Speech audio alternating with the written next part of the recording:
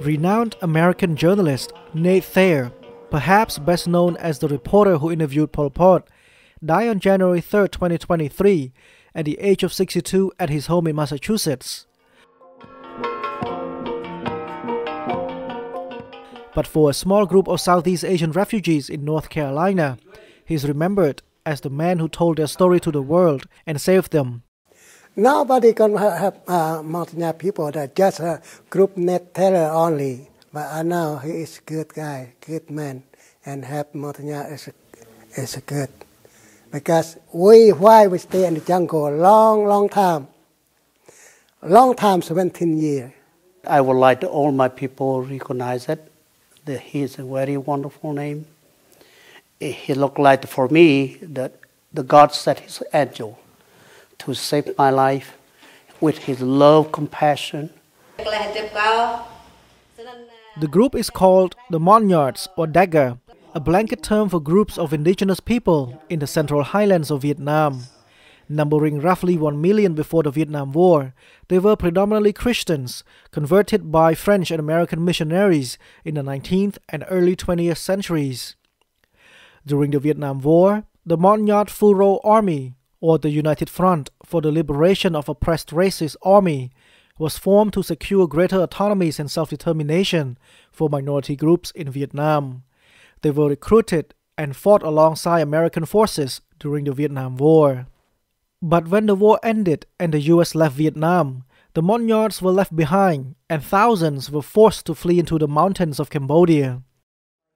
Yeah, we're so sad when US left us because they said they promised us to come back to the Central Highland to help our people, but we have no connection. In 1992, Nate Thayer broke a story about forgotten Monnyard forces left behind in the jungles of Cambodia after the Vietnam War. The story placed a global spotlight on the largely forgotten Monnyard fighters, boosting pressure on international agencies to rescue them and ultimately helping hundreds resettle in the United States. He come to spend a night with me in the jungle. Then he looked or he asked, "Who are you? How you call yourself?" I explained to them we are indigenous people in Central Highland of Vietnam. And what is your goal? My goal, I look for peace, happiness, justice, and prosperity to my people in Central Highland. Nate Thayer was known among his peers as going further than anyone to develop sources. His older brother, Rob Thayer, said the public saw him as the adventurous journalist that got blown up by landmines. But what made him a good journalist was his ability to connect and build trust with people. Whether you were, Reverend Nee, leader of the Montagnard community, or whether you were Khmer Rouge leader, or even Pol Pot himself, you knew that you could trust Nate to uphold journalistic standards and protect, his sources.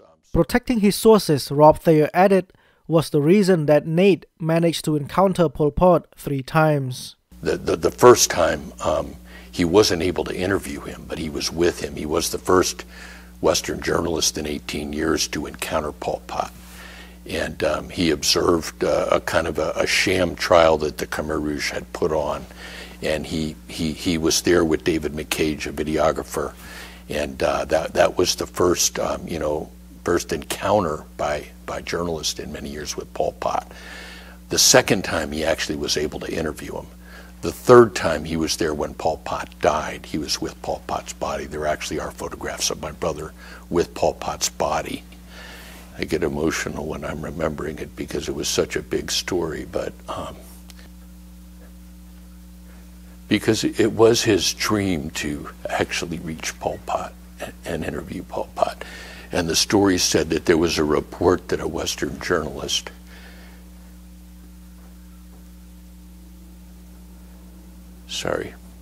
has made contact with Pol Pot.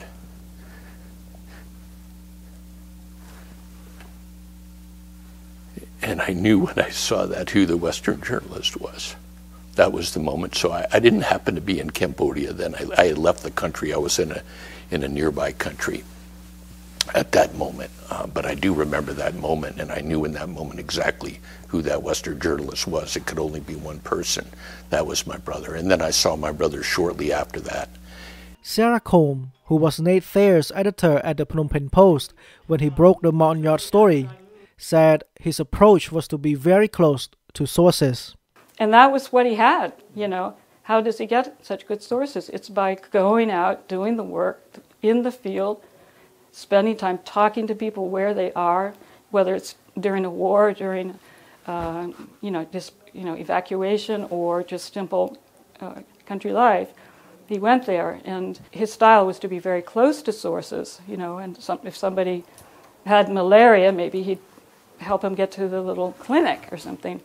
The Montagnard story, Combe said, was his most in-depth and really passionate account. And after his initial story, he wrote a follow-up about how the hill tribes were preserving their culture in the Cambodian jungle. The way he opened this story, you know, I didn't change a word. I mean, it's just, the story is opening in the forest, you know. You are hearing the chorus of crickets and the steady drumming of rain on the leaf roots of their huts, and the Montagnard fighters are gathering with their families in the jungle darkness each night to pray and sing. That's a pretty good lead. I don't know if it's 35 words like they used to teach you in the old days, but no, it's beautiful. He takes you to the place, and then, you know, he gets hard in hitting into the issues. And so, you know, readers would follow that kind of writing, I think. However, Combe said, Nate Thayer's approach of getting very close to sources also spurred some criticism. Many journalists feel like, don't become part of the story, don't intervene, don't change the story by being there. And, you know, that's for people to think about. But for the Montagnards and Phun Ro army, their lives depended on Nate Thayer putting himself in the story. But Nat said, if you send those people back to Vietnam, Vietnam should be killed them all. So we have to keep them, to rescue them, to save their lives and send to third country. Peter McGuire, author of Facing Death in Cambodia, said Nate Thayer's journalism and advocacy was the reason that today North Carolina has the largest Montagnard population outside of Vietnam. After he died, most of the press focused on the Pol Pot interview, the Peabody not accepting the award, the tobacco-chewing gonzo journalist. But they overlooked what I believe was the most important story of his career, which was the Phun Ro Montagnards. But that story was not overlooked here, where one journalist whose work saved hundreds of lives will always be remembered. Chetra, Chap, VOA News, Greensboro, North Carolina.